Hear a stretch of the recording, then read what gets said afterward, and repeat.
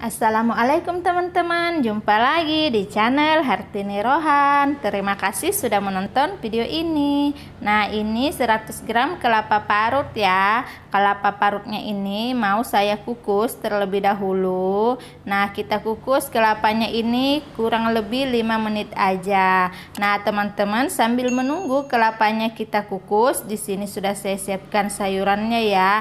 Ini sudah ada kangkung yang sudah saya siangin terlebih dahulu, dan juga ada toge, kol yang sudah saya potong-potong, dan juga kacang panjang. Nah, teman-teman, untuk sayurannya itu teman-teman bisa sesuaikan selera masing-masing aja ya. Nah, setelah sayurannya kita potong-potong dan kita cuci bersih, lanjut kita lakukan pemasakan ya. Kita didihkan air terlebih dahulu. Nah, lanjut kita masukkan sayur kol dan kacang panjangnya terlebih dahulu. Lalu kita masak hingga agak sedikit lunak aja ya, seperti ini jika airnya sudah mendidih. Lanjut sayur kol dan kacang panjangnya kita angkat, lalu kita tiriskan terlebih dahulu. Masak sayurannya itu nggak perlu terlalu overcook ya. Nah, seperti ini setengah matang sudah cukup. Kita angkat semua sayurannya. Lalu setelah sayur kacang panjang dan kolnya kita angkat, masih di panci yang sama saya masak kembali sayur kangkung dan togenya ya. Kita masaknya juga setengah matang aja seperti ini teman-teman. Kalau dia sudah mendidih kita angkat ya.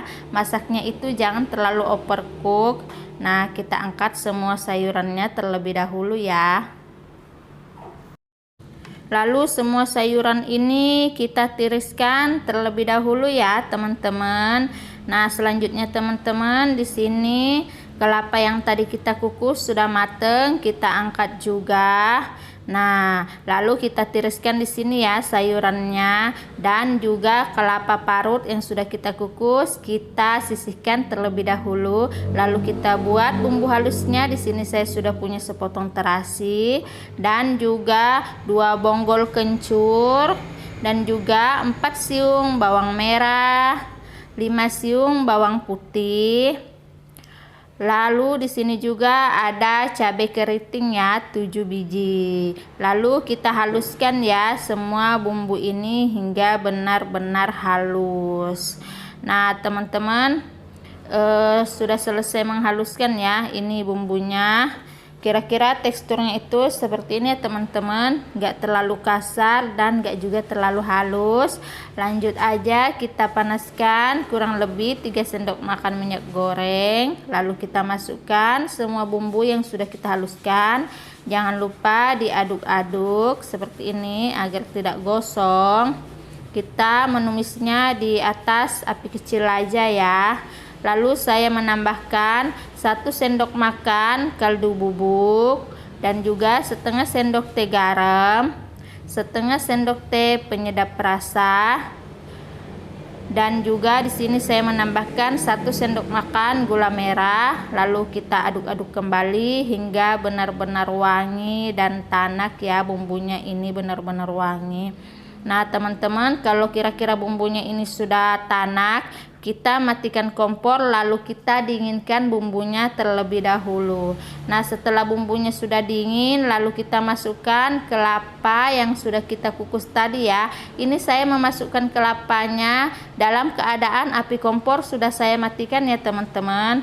Nah, setelah kelapa dan bumbunya benar-benar tercampur secara merata, barulah kita masukkan sayuran yang tadi sudah kita tiriskan sebelumnya ya. Nah, teman-teman, setelah semua sayurannya masuk, lanjut kita aduk rata ya, agar sayuran dan juga bumbu urapnya ini merata dan menyatu ya teman-teman. Nah, kita aduk seperti ini. Nah, setelah kira-kira bumbu urap dan sayurannya sudah menyatu, lanjut kita sajikan. Siapkan piring saji, lalu kita sajikan sayur urap di atas piring.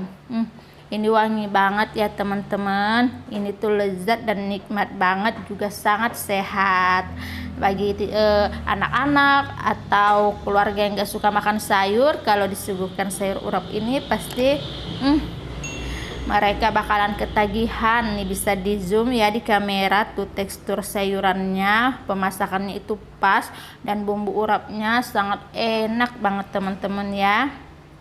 Teman-teman itu wajib ya mencobanya di rumah.